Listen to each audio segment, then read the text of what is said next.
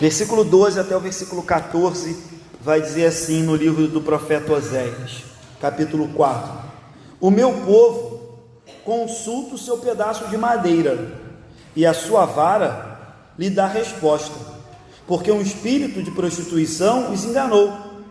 Eles, prostituindo-se, abandonaram seu Deus, sacrificam sobre o cimo dos montes e queimam incenso sobre os outeiros, debaixo do carvalho, dos choupos e dos terebintos. Isso aqui são tudo árvores, tá, irmãos? Porque é boa a sua sombra. Por isso, vossas filhas se prostituem e as vossas noras adulteram. Não castigarei vossas filhas que se prostituem, nem vossas noras quando adulteram, porque os homens mesmo se retiram com suas meretrizes, com as suas prostitutas cultuais sacrificam, pois o povo que não tem entendimento corre para a sua perdição. Como de costume, o profeta Oséias vai usar de muitas palavras ligadas ao relacionamento sexual e relacionamento pessoal entre homem e mulher. A gente sabe o porquê disso, porque o próprio profeta Oséias havia sentido na pele esse problema dentro da sua casa. Ele casou com uma mulher e essa mulher se tornou uma mulher adúltera, e isso aconteceu exatamente para representar o que Israel estava fazendo com Deus. Israel era como se fosse uma noiva para Deus, uma esposa para Deus, entre aspas, e havia traído o seu marido, que entre aspas era Deus, com outros deuses, havia se prostituído, entre aspas, com outros deuses. Era isso que Israel estava fazendo. Então, a linguagem de Oséias, ela é muito pessoal, ela é muito nessa linha de falar de promiscuidade, de prostituição, de perversidade, numa área pessoal, porque ele está dizendo que aquilo que aconteceu na casa dele estava sendo reproduzido no povo. Então, todas as vezes que o povo abandonava o Deus Criador para buscar outros deuses, o que o povo estava fazendo era ser infiel, era ser adúltero, era ser um povo que abandona o seu marido, abandona a sua esposa, abandona o seu lar para buscar aquilo que não convém. Então o profeta Oséias começa acusando o povo, chamando a atenção do povo. E o engraçado é que mesmo diante de toda a perversidade, ele começa dizendo assim: o meu povo consulta um pedaço de madeira. Ele poderia dizer aquele povo, esse povo, mas o profeta faz questão de lembrar que esse povo era o povo de Deus. E quando ele faz isso, irmãos, não é para exaltar Israel, mas é para lembrar de Israel de quem eles são. É como se hoje nós estivéssemos dizendo: irmãos, nós somos cristãos, lembre-se de quem somos. Não podemos ser cristãos e viver uma vida hipócrita.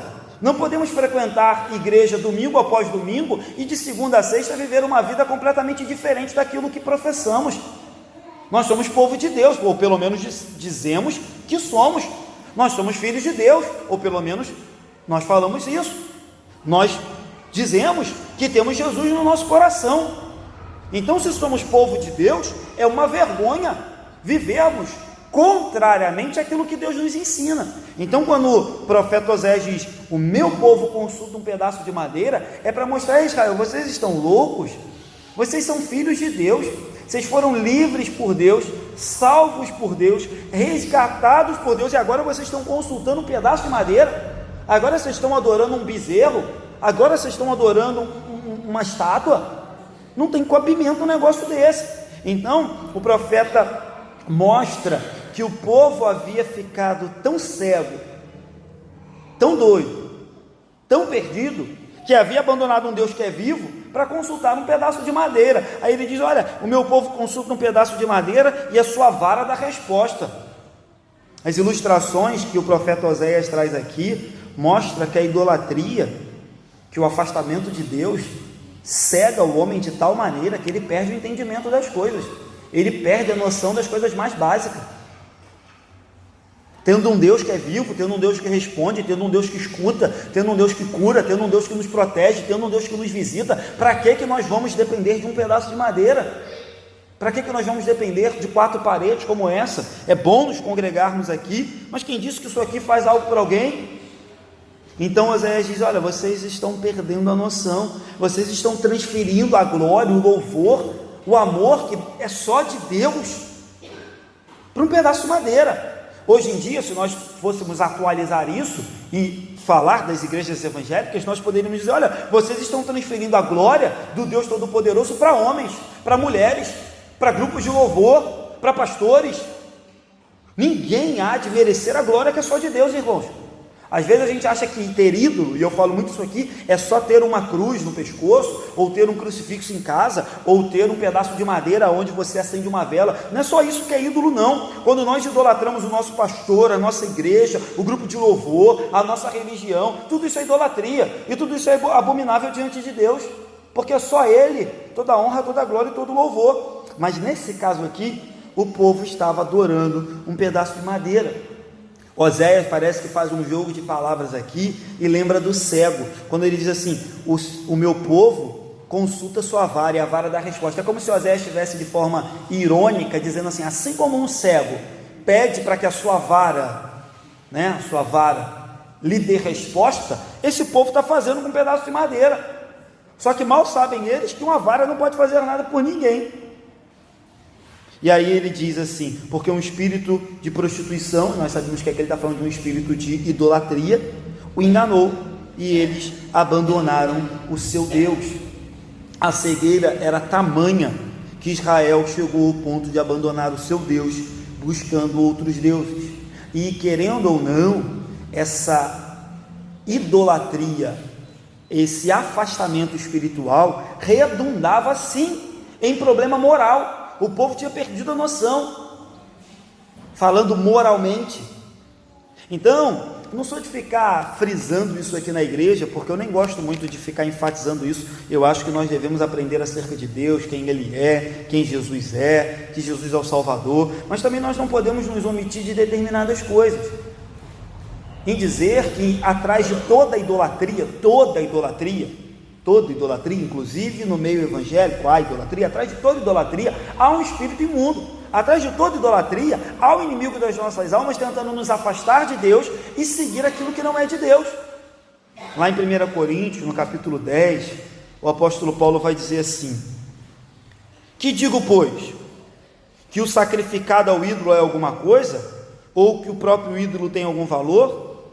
Aí ele diz: antes digo que as coisas que eles sacrificam é a demônios, que sacrificam e não a Deus, e eu não quero que vos torneis associados com demônios. 1 Coríntios capítulo 10, versículo 19 e 20. Então Paulo está dizendo: olha, por trás de toda idolatria, por trás de tudo aquilo que te afasta de Deus, há um desejo maligno de te afastar daquilo que pode te salvar, de te afastar daquilo que é o seu verdadeiro Deus, de te afastar daquilo que te dá vida. Então, ainda que a gente não fique aqui dando ênfase a isso, ainda que a gente não fique aqui vivendo em torno disso, nós não podemos nos omitir de dizer a verdade. Atrás de tudo aquilo que tenta te afastar de Deus, há um espírito que quer te levar para longe do nosso bom Deus.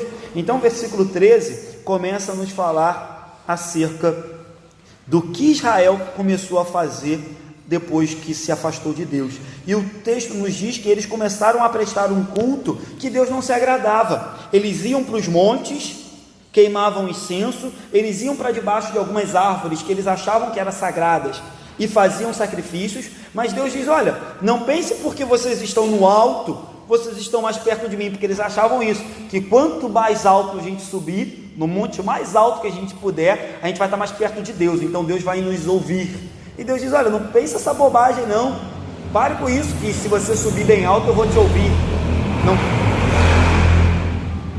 Não pense que se vocês se enfiarem debaixo de uma árvore que vocês acham que é sagrada, eu vou ouvi-los. O que eu desejo de vocês é um coração puro, é um coração quebrantado, é que ame ao próximo, é que me amem acima de todas as coisas.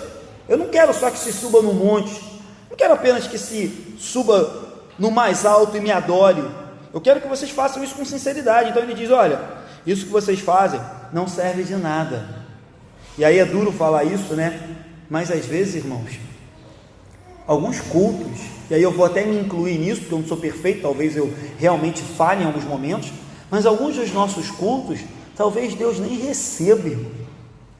Talvez Deus nem receba.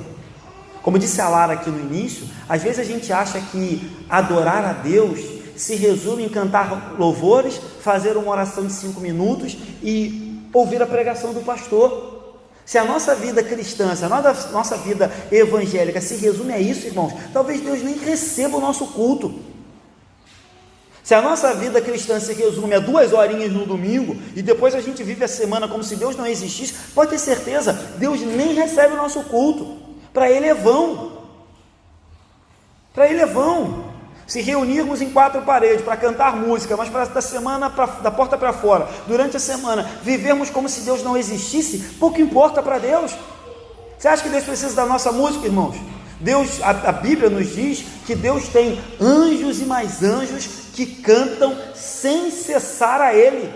A Bíblia diz que em volta do trono de Deus existem 24 anciãos, querubins, arcanjos, louvando a Deus a todo momento, sem desafinar. Santo está certo, sem desafinar. A semelhança minha, que desafina a todo momento. Então Deus não está preocupado com o nosso louvor. É claro que Deus se agrada do nosso louvor, mas Deus está preocupado com o coração, com a boca, com a alma, com o interior que profere esse louvor. Porque alguns cultos, irmãos, vou dizer de novo, Deus não quer nem saber, Deus nem recebe. Às vezes a gente acha que todo ajuntamento Deus está lá. Às vezes a gente até exalta muito isso, né? Valoriza muito isso. Não, pastor, não pode mudar nada no culto. Não, pastor, não pode diminuir o culto. Não pode alongar o culto. Não, pastor, não pode mudar nada porque Deus se agrada. Irmão, vamos parar de bobagem. Isso é religiosidade. Deus quer saber se o culto de domingo tem mudado a nossa vida de segunda, de terça, de quarta, de quinta. Se não é bobagem. O que passa disso é bobagem. Mas a gente às vezes fica tão frenético, tão religioso, tão bitolado, que a gente acha que é esse formato de culto. É claro que eu me agrado mais do nosso formato de culto, senão não seria pastor congregacional. Mas os outros formatos de culto, que as outras igrejas fazem, Assembleia, Batista, Presbiteriana, são cultos a Deus, desde que aquelas pessoas que prestam aquele culto tenham um coração sincero diante de Deus. Claro que devemos guardar algumas proporções, mas às vezes a gente entra nessa loucura. Então Deus se queixa do seu povo, se queixa deles acharem que Deus está preocupado ou atrás apenas de um culto de 2 horas. E aí ele segue e diz assim: eu não vou castigar mais o povo de Israel, porque os próprios líderes de Israel estão indo por esse caminho. Então, quando falta discernimento e sabedoria da liderança, é claro que o povo vai se perder. É claro que o povo vai ser incapaz de reconhecer o seu problema quando a própria liderança não busca mostrar para o povo o que o povo precisa fazer: adorar a Deus em espírito e em verdade. Nos dias de hoje, dificilmente você vai ver uma prostituição sagrada. Havia isso naquela época. Dificilmente você vai ver isso hoje. Dificilmente você vai ver um culto, uma religião que incentive uma prostituição sagrada. Mas eu estava lendo um texto, o texto dizia assim: olha, hoje não há prostituição sagrada. Em quase todas as religiões isso não existe mais. Mas toda vez que alguém entra pelas portas da igreja, buscando satisfazer os seus desejos apenas, buscando apenas ganhar alguma coisa, buscando apenas receber alguma coisa de Deus, o que ele está fazendo é prostituir o culto a Deus. O que ele está fazendo é distorcer o culto a Deus. Todas as vezes que a gente entra numa igreja apenas para ganhar alguma coisa de Deus e não doar a Ele a nossa adoração, a nossa vida, não é dinheiro não, a nossa vida, a gente está distorcendo o culto a Deus. Então, prostituição, no sentido aqui do Oséias, não é só literalmente falando, mas toda vez que a gente perverte o culto de Deus, a gente está cometendo esse erro.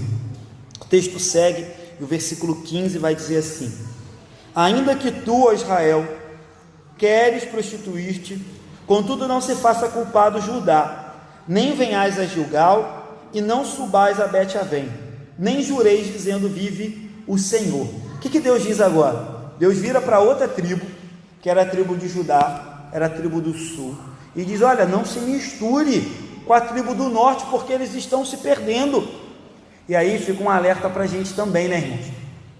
É como se Deus hoje dissesse para a gente: olha, não se misture com aquilo que não provém da minha palavra, não se misture com falsas adorações, não se misture com falsos cristãos. Pastor, o senhor está dizendo então que eu não posso conviver com ninguém que não seja cristão? Claro que não, eu já disse isso, porque as minhas avós, a quem eu tanto amo, não são cristãs. Eu as amo de paixão, amo meu pai, que não é cristão também. Mas o que Oséias está dizendo é com relação a culto, que nós não devemos misturar o culto de Deus com paganismo, que nós não devemos misturar o culto de Deus com misticismo, que nós não devemos misturar o culto de Deus com sincretismo, que nós não devemos misturar o culto de Deus com aquilo que Deus não quer. Nós não devemos cultuar ou participar de coisas que Deus não se agrada. Então ele diz: não venhais, não subais, nem jureis. É como se Deus estivesse dizendo para Judá: olha, não vai lá cultuar com Israel, porque as besteiras que eles estão fazendo não convém acompanhar. Abandone essa peregrinação de vocês. Vocês devem adorar em Jerusalém, e somente em Jerusalém. Vocês devem adorar o único Deus Todo-Poderoso, e só Ele, e não um pedaço de madeira, e não ficar em cima dos montes ou debaixo das árvores, acreditando que aquilo é sagrado. Sagrado é a presença de Deus, irmãos. Sagrado é a presença de Deus. Por isso que na segunda-feira, quando eu estava inclusive lá na casa da Sara, eu falei um pouco sobre isso. Eu falei que hoje os evangélicos estão em busca de grandes coisas, grandes cultos, grandes igrejas, grandes ministérios de louvor, grandes congressos, e se esquecem, irmãos, que sagrado é a presença de Deus no nosso coração. Nós não precisamos de grandes coisas. Às vezes na nossa casa, com 2, 3 irmãos, com a nossa família, numa simples oração, num simples louvor que a gente coloca no rádio e canta, Deus se faz presente, o sagrado nos visita. Então Deus está dizendo: para com essa bobagem, pare de fazer peregrinação até lá a Israel, subir montes, sendo que o que está sendo feito lá não tem um pingo de verdade. Então, irmãos, cuidado com isso. Repito aqui o que eu disse na segunda: nós devemos voltar à simplicidade do Evangelho. Simplicidade do Evangelho, sabe? A única necessidade que temos é de ter Deus no nosso coração, de ter Jesus como nosso Senhor. Essa é a necessidade. Você vê que Deus diz: olha, não vai lá. Você vê, a gente às vezes, não, Deus se importa muito com o culto, mas aqui Deus diz: não vai lá, não vão em Gilgal, não subam a Bet-Aven, não jurem, ou seja, não orem, não me façam promessa, porque eu não quero. Deus diz: eu não quero, porque esse culto são de lábios mentirosos. Não foi o próprio Jesus que diz: esse povo me adora com os lábios, mas seu coração está distante de mim. Então, irmãos, o cristianismo é mais do que falar. Lara começou o culto falando isso. Ajudar ao próximo é mais do que um discurso. Ajudar ao próximo é se doar. Ajudar o próximo é se entregar. Ajudar ao próximo é se render às necessidades daqueles que precisam. Então o povo de Judá não deveria se misturar. E de novo, trazendo para os dias de hoje, se Oséias estivesse vivo, talvez Oséias diria para mim e para você: olha, não se mistura com aquilo, não vá naquele lugar, não frequente tal lugar, não pise ali, não faça isso, porque Deus não se agrada disso. É o que Oséias está dizendo para mim e para você. Então, ao criticar essa vã religião, essa vã religiosidade, o que Oséias está nos dizendo é: Deus busca pessoas que o adorem em espírito e em verdade. Mais do que pessoas, é bom, irmãos, estar na igreja. Mais do que estar na igreja, Deus procura pessoas que sejam templo e morada do Espírito Santo. É bom estar aqui, senão não seria pastor. Mas mais do que isso, Deus procura morada em nosso coração. É bom ter uma boa doutrina, é bom ter um bom discurso, mas mais do que isso, Deus procura prática, uma vida de prática daquilo que Ele nos ensina. Vamos lá, 16 a 19, para a gente encerrar o capítulo 4. Como vaca rebelde, se rebelou Israel. Será que o Senhor o apacenta como um cordeiro em vasta campina? Efraim está entregue aos ídolos, é deixá-lo. Tendo acabado de beber, eles se entregam à prostituição. Seus príncipes amam apaixonadamente a desonra. O vento os envolveu nas suas asas, e envergonhar-se-ão por causa dos seus sacrifícios. O texto está terminando, e termina exatamente muito parecido com o finalzinho do primeiro trecho. dizendo que Deus a haveria de castigar e haveria de condenar a prática do povo dele em desobediência.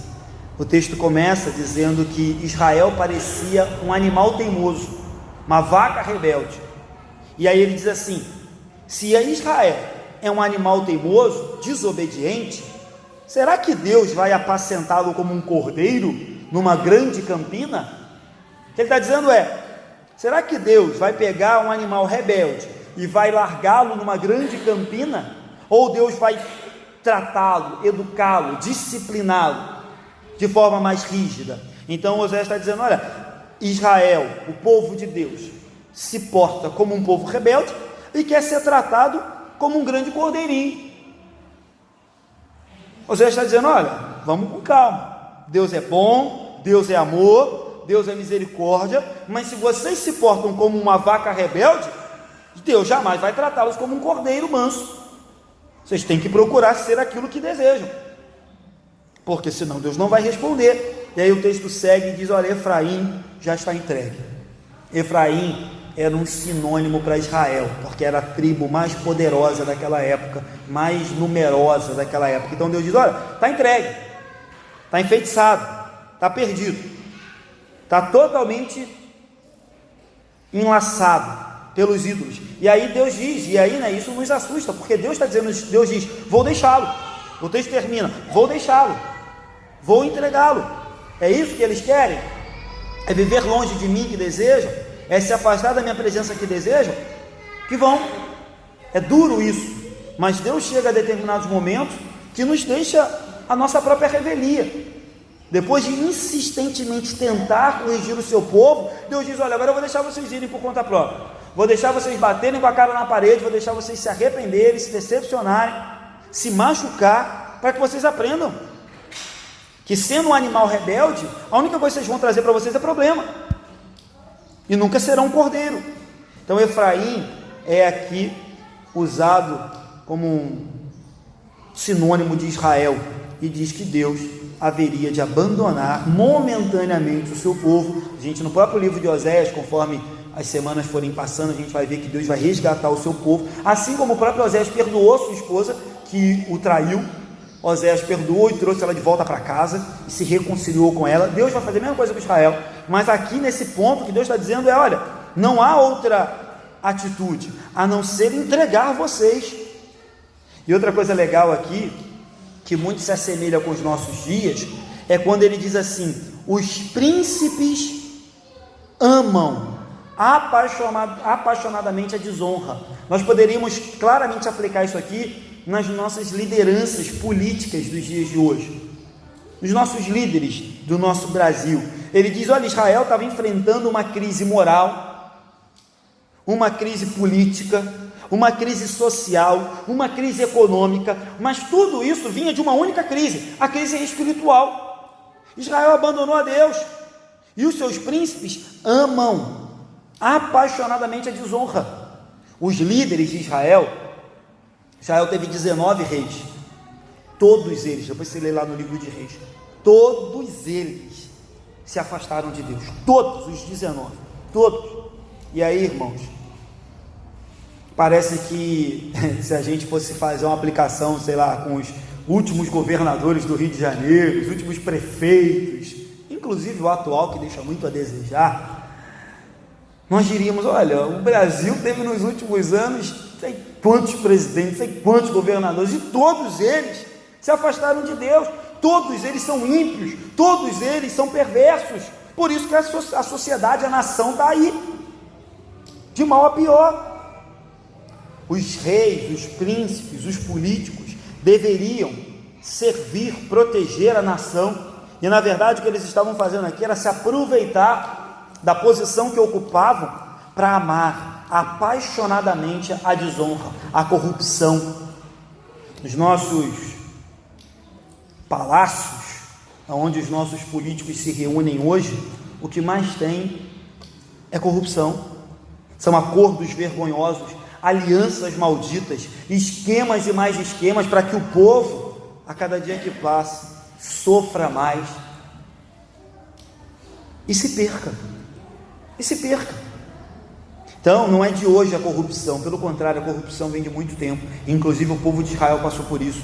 A corrupção que vemos hoje em algumas igrejas evangélicas, a ganância por dinheiro, por enriquecer, por crescimento que vemos em algumas igrejas de hoje, não é novo, vem desde o povo de Israel, mas Deus vem criticando desde aquela época, Deus condena desde aquela época, nada mudou. Em segundo lugar, o texto diz, como eu disse, que eles, além de buscar aquilo que não convinha, eles incentivavam o povo a fazer o mesmo.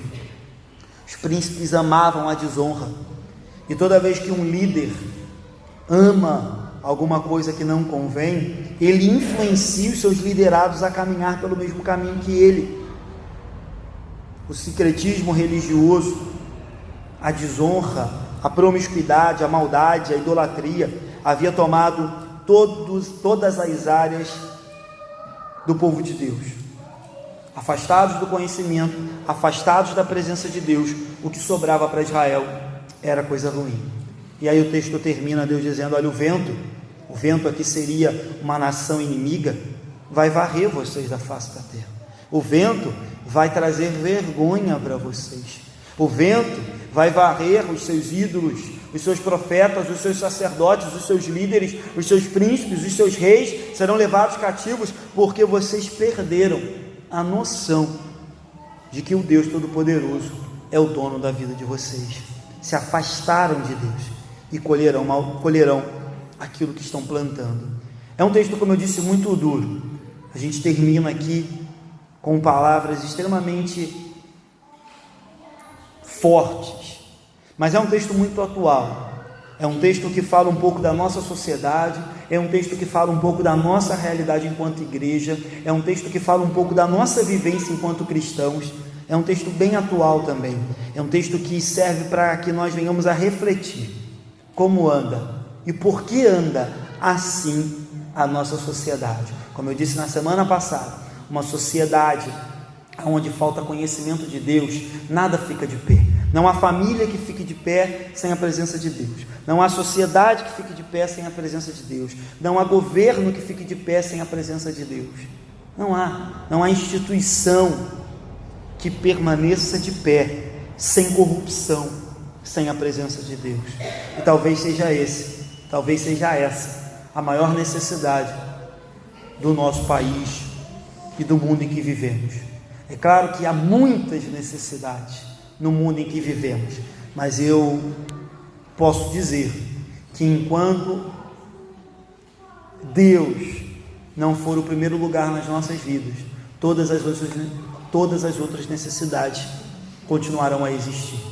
Falei isso há um pouco tempo atrás aqui. Se nós olharmos humanamente falando, nós vivemos numa sociedade mais desenvolvida que os nossos avós, que os nossos bisavós. Eu sempre uso o exemplo de Dona Maria. Uma vez fui na casa de Dona Maria, ela falou: pastor, eu sou rica. Mas ela não é rica. Mas o que Dona Maria estava querendo dizer é que em relação ao que ela viveu há 80 anos atrás, que ela já vive há 90 e poucos, 96, hoje ela é rica. A realidade de hoje, o acesso que a gente tem hoje, ainda que precário, à educação, as coisas básicas, é muito melhor do que antigamente. Mas se você perguntar para essas pessoas que viveram antigamente se os dias de hoje são melhores, ela vai dizer que são piores. Por que isso, irmãos? Porque hoje a gente tem mais acesso à educação, mais acesso à saúde, mais acesso à informação, meios de comunicação, mais remédios, novas tecnologias, novos tratamentos, mas o povo continua cada dia que passa mais longe de Deus, então só piora. Essa é a realidade.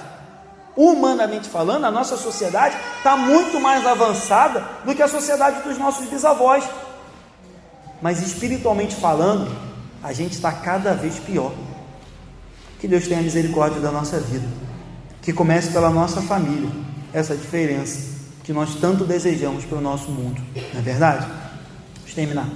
Primeiro ponto aqui que nós falamos, só para recapitular, para você gravar: ser povo de Deus não é só privilégio. Ser povo de Deus aumenta a nossa responsabilidade. Foi isso que Oséias disse: o meu povo consulta um pedaço de madeira. É como Oséias vai dizendo: como pode isso, o povo de Deus, fazer uma besteira dessa? Então ser povo de Deus, ser cristão, não é só privilégio, é responsabilidade. E Deus vai cobrar isso da gente. Segundo ponto, a idolatria cega o entendimento. Idolatria aqui em todos os sentidos, irmãos, inclusive dentro das igrejas evangélicas. Terceiro ponto, a idolatria cega o entendimento e ela vai desembocar em corrupção, em todas as áreas: política, social, econômica, familiar, sexual, não importa a área. Quando o ser humano se afasta de Deus, tudo desce ladeira abaixo. E por último aqui, devemos servir a Deus pelo que Ele é, só pelo que Ele é, porque todas as vezes que nós entramos numa igreja em busca de satisfazer os nossos desejos e ganhar alguma coisa, apenas isso que a gente está fazendo é perverter o culto a Deus.